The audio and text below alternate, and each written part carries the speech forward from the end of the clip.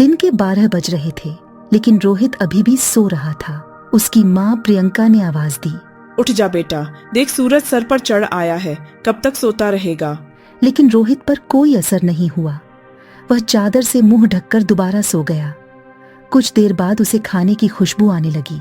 दाल में तड़का लगते ही उसे जोर से भूख लगने लगी। रोहित उठा और सीधे माँ के पास रसोई में पहुंच गया। माँ, क्या बनाया है? पहले जाकर नहा, फिर आना रसोई में। दाल चावल बनाए हैं। दाल चावल रोहित को बहुत पसंद थे। वह फटाफट आंगन में गया और हैंडपंप से बाल्टी भरने लगा। इसी बीच उसे याद आया कि उसने दांत तो मांजे ही नहीं। उसने फटाफट मंजन लेकर दांतों को रगड़ लिया और साबुन लेकर नहाने बैठ गया। जल्दी से नहाकर कपड़े पहनकर रसोई में पहुंच गया। तब तक खाना तैयार हो चुका था। माँ ने खाना परोस दिया। खाना बहुत ही स्वादिष्ट बना था। रोहित ने भरपेट खाना खाया। वह खाना खाकर उठा तो माँ ने टोक दिया, अब कहाँ चल दिया? माँ, लगता है खाना कुछ ज्यादा ही खा लिया। बहुत तेज नींद आ रही है, मैं जा रहा हूँ सोने। हे भगवान, अभी 1 घंटे पहले ही तो सोकर उठा है। तुझे बस सारा दिन यही काम है, उठो, खाओ और सो जाओ। तुझे पता है तेरे पिता खेत में कितनी मेहनत करते हैं, तब हमें 2 वक्त की रोटी मिलती है। कुछ नहीं तो जाकर उनकी मदद ही कर दिया कर। उनके लिए खाना ले जा, मैं अभी तैयार कर रही हूँ। रोहित पर तो जैसे दुखों का पहाड़ टूट पड़ा। माँ, तुम्हें पता है कि मैं इतनी धूप में पहली बार खाना देने गया था, आकर इतना बीमार पड़ गया। तुम ही चली जाओ, मैं सोने जा रहा हूँ। प्रियंका को बहुत गुस्सा आया। इससे पहले वह कुछ कहती, रोहित तेजी से अपने कमरे में जाकर सो गया। प्रियंका खाना लेकर खेत पर पहुंची। राजेश बहुत मेहनत से खेत जोत रहे थे। सुनो जी, पहले खाना खा लेते।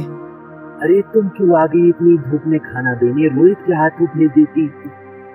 हमारे तो भाग्य ही फूट गए हैं। ऐसा आलसी बेटा मिला है, बस खाता है और सो जाता है। भगवान जाने इस लड़के का क्या होगा। चिंता मत करो, एक दिन सब ठीक हो जाएगा। रोहित के माता पिता उसकी आदत से बहुत परेशान थे। वह कोई भी काम नहीं करता था, बस सारा दिन सारी रात सोता रहता था। एक दिन रोहित के पिता ने कहा, बेटा, मैं खाद और यूरिया लेकर शहर जा रहा हूँ, 2 दिन लग जाएंगे। फसल तैयार होने वाली है तो सुबह खेत में चले जाना, सारा दिन वहीं रहना। शाम को खाना खाकर रात को सोने भी वहीं चले जाना। कहीं कोई जानवर खेत में ना घुस आए और हमारी फसल को नुकसान पहुंचा दे। पिताजी, मुझे ये सब नहीं पता, आप माँ को बोल दीजिए। नालायक, खेत की देखभाली करना आदमियों का काम होता है। अगर मुझे पता चला तो खेत में नहीं गया और फसल नुकसान हो गया तो तेरी खैर नहीं।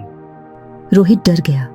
वह पिता के जाने के बाद माँ से बोला, माँ, सुबह जगा देना, नहीं तो पिताजी पता नहीं क्या करेंगे। प्रियंका मोहन को सुबह 4 बजे जगा देती है। रोहित हाथ में फावड़ा लेकर खेत में पहुंच जाता है। वहां जाकर देखता है चारों ओर ठंडी हवा चल रही थी। वह एक पेड़ के नीचे बैठ जाता है। तभी उसे हल्की हल्की रोशनी नजर आती है।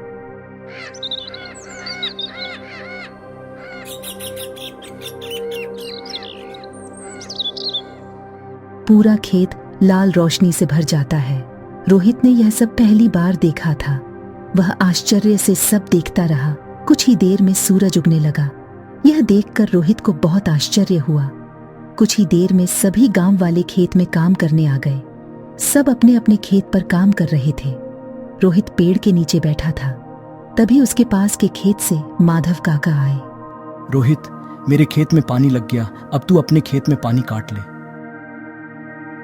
काका, मुझे तो कुछ नहीं पता, ये सब पिताजी ने भी नहीं बताया। बेटा, कभी पिता के साथ खेत पर आया है तो तुझे पता होगा। माधव काका ने अपने बेटे को बुलाकर पानी रोहित के खेत की ओर कर दिया। जब पूरा खेत भर जाए तो हमें बता देना। रोहित बैठकर देखता रहा, लेकिन सुबह जल्दी उठने के कारण उसे नींद आ गई। खेत में पानी बहुत ज्यादा भर गया। तभी माधव काका दौड़ते हुए आए। नालायक, यहाँ सोने आया था, अपने पिता की सारी मेहनत बर्बाद कर दी, सारी फसल नष्ट हो गई। रोहित हड़बड़ा कर उठा। उसका खेत पानी से लबालब भरा हुआ था। माधव काका ने जल्दी से पानी दूसरी ओर काटा, लेकिन तब तक बहुत देर हो चुकी थी। लगभग आधी फसल खराब हो चुकी थी। काका, अब कुछ नहीं हो सकता क्या? नहीं बेटा, तैयार फसल का ध्यान बच्चे की तरह रखना पड़ता है। समय से पानी देना, खाद देना, जानवरों से बचाना, इसीलिए हम दिन रात खेत पर रहते हैं। अब तो भगवान ही मालिक है। रोहित पेड़ के नीचे बैठा रोता रहा। दोपहर को प्रियंका खाना लेकर आई। उसे सब पता लगा तो उसने भी रोहित को बहुत डांटा। शाम को रोहित घर नहीं आया, न ही उसने खाना खाया। उसकी भूख, प्यास, नींद सब उड़ चुकी थी। अगले दिन जब राजेश घर वापस आए तो उन्होंने रोहित के बारे में पूछा। प्रियंका ने सारी बात बता दी। राजेश सब छोड़कर दौड़ते हुए खेत पर पहुंचे। उन्होंने देखा रोहित पेड़ के नीचे बैठा रो रहा था। आधी फसल खराब हो चुकी थी। पिताजी मुझे माफ कर दीजिए, मेरे आलस ने इतना बड़ा नुकसान कर दिया। आप चाहे तो मुझे पीट लीजिए। नहीं, तुझे मारने से फसल ठीक नहीं होगा, पर वादा कर आज के बाद आलस नहीं करेगा। दोनों घर आ जाते हैं। रोहित की आंखों से अब भी आंसू बह रहे थे। प्रियंका ने उसे खाना दिया, लेकिन उसने नहीं खाया और वह अपने कमरे में जाकर रोने लगा। जी, अब क्या होगा? आधी फसल तो बर्बाद हो गई। प्रियंका, कोई घाटे का सौदा नहीं है। आधी फसल देकर अगर बेटा सुधर गया तो यही काफी है। राजेश ने रोहित को बुलाया। बेटा, अब तो नुकसान हो गया। अब हमें आधी खेत की फसल को उखाड़कर दोबारा बोना होगा। पिताजी, आप बाकी आधी खेत में खाद डालकर काटने का इंतजार कीजिए। मैं इस पर अकेले काम करना चाहता हूँ। राजेश ने रोहित को बुलाया। अगले दिन सुबह 4 बजे रोहित अपने पिता के साथ खेत पर पहुंच गया और पिता के बताए अनुसार खेत पर काम करने लगा। 4 महीने कठिन परिश्रम करने के बाद नई फसल कुछ बढ़ती हुई दिखाई देने लगी। राजेश ने रोहित को गर्व से देखा और मुस्कुराते हुए कहा, तूने देखा बेटा, मेहनत का फल हमेशा मीठा होता है। रोहित ने अपने पिताजी के कंधे पर हाथ रखा और कहा, पिताजी, अब मैं समझ गया, जीवन का कोई भी सफलता बिना मेहनत के नहीं मिलता था। अब मैं जीवन का हर कदम सोच समझ के मेहनत के साथ उठाऊंगा। प्रियंका ने दूर से ये सब देखा और उसकी आंखों में खुशी के आंसू आ गए। खेत में लहलहाती फसल जैसे इस नए बदलाव की गवाह बन रही थी। रोहित अब एक कर्मठ, मेहनती इंसान बन चुका था।